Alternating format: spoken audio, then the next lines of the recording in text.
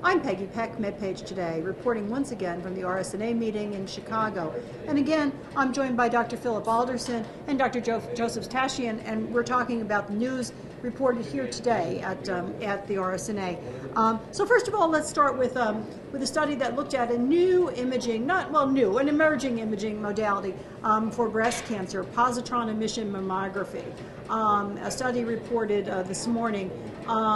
Interesting findings, really looking at detecting very, very tiny lesions, not a modality that appears to be in line as a screening modality. But tell me a little bit, Dr. Tashian, about this emerging technology. Well, positron emission mammography really is an application of what we normally call positron emission tomography, or PET. And what we've done is we've taken a PET scan and really applied it to the breast and use a specialized camera to image the breast using a sugar radio tracer that will go to areas of activity. And rather than it being an imaging study of anatomy, it's really a study of functionality that helps us find new breast cancers or breast cancers in the breast. One of the advantages of this technique is that it's not dependent on the density of the breast. So sometimes we know that mammography isn't as sensitive in women who have a dense breast. And it's not dependent on the hormonal status of a woman, particularly if she's premenopausal and having menstrual periods. We know that breast MRI can be problematic at certain times in the menstrual cycle. And the advantage of this test is that neither one of those seem to affect the quality of the test. Well, Dr. Alderson, tell me how you see this fitting in to the armamentarium that we have now. I think it's going to be particularly important in women who have dense breast or who, for whatever reason, have breast cancers that are difficult to see. So we want to be able to separate those cancers from all that background information that's there on the images so that they can be detected earlier and better. So we want them to be conspicuous. It's conspicuity. MRI also is strong because of the conspicuity of breast lesions compared to the dense breast and other types of situations. So it may be a bit that this PEM, or PET technique, is somewhat in competition perhaps with the MR technique, at least in my point of view. And in today's healthcare environment, we don't want to just keep adding tests to more tests to more tests. So you may have to choose eventually, in some cases, between, say, a PEM and an MRI, because I think they're trying to accomplish much of the same thing. Mm-hmm.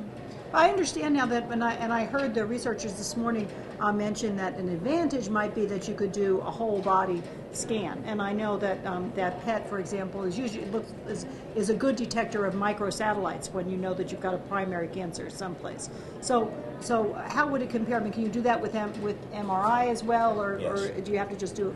Well, you can do that with MRI as well. With PET, it's important to recognize that you'd have to go to a different scanner. I mean, this positron emission mammography instrument is specially designed to image the breast only. Mm-hmm. So you'd have to go somewhere else in that hospital or that imaging center to a full-body PET scanner to get that scan. With MRI, you're in the same scanner that scans the body, but you're using different coils that are designed for the breast. I see. So you could have it more easily. But the whole-body scan with PET is potentially an advantage in staging the cancer. I don't, again, think that that's what this group is trying to do. I think they're trying to do early detection. Well, and they also, it's my understanding that it was just recently approved for an image-guided biopsy procedure too. I believe that Dr. Schilling said that this morning. Is that correct? Yes, that's correct. So that if you find something on the PEM, you have an ability to actually make a diagnosis with a tissue sample, which is very important. We always need to correlate any imaging study with an actual piece of tissue to be sure that what we're seeing on that study is cancer. Or That certainly can be done with MRI as well. So yes. Similarity. And with mammography and ultrasound. Absolutely. So now another study reported here today really caught my attention because it's one, sometimes the simple things are what really grab you. And this was a fascinating study from a young researcher from Israel who put a face, if you will, to the images. Dr. Alderson, I wonder if you could tell us about that. This particular group started putting a picture of the patient on the same screen where the radiologist was reading the multiple CT images that would go with the examination. And they did that to try to personalize it, or to remind the radiologist of the person who was behind all those images. And I think that it's really a good thing to remind radiologists about the person behind the images. So I think they tried to do a good thing, and I think it can be a positive thing. There are some negative things they reported as well.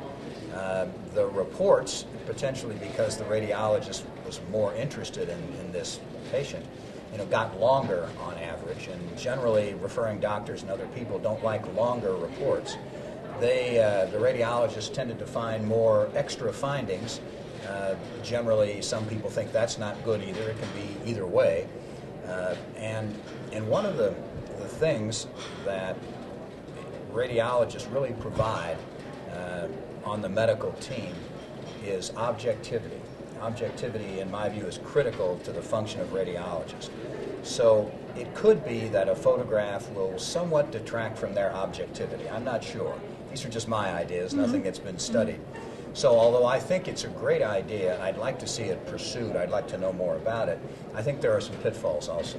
Well, Dr. Tashian, I was discussing this study with both of you earlier today, and we talked a little bit about maybe this might be a good thing in terms of risk management, too, to have a picture of the patient. That's right. Well, one nice thing about a picture is that each person is unique, and one of the things that sometimes is lacking in a radiologic study is a unique identifier of each exam. Now, of course, we can read the name, and we can read the number, and we can read the date on the exam, but there's always that possibility that you could get mixed up or be looking at something else, and a picture that went with the exam might be a very nice way to have that unique identifier. Much in the same way as a pathologist will put ink around a specimen in different colors so that they match the color of that ink with the color of the request that's done, to make sure as a second identifier that they have the right patient. That might be an application for this in terms of looking at the x-ray. I think another interesting thing about this study that was very enthusiastically reported by the researcher from Israel is that this was really, we talk about the cost of technology. This apparently is, one hesitates to say dirt cheap, but very cheap, because he just used sort of, a very inexpensive old digital camera is what he said.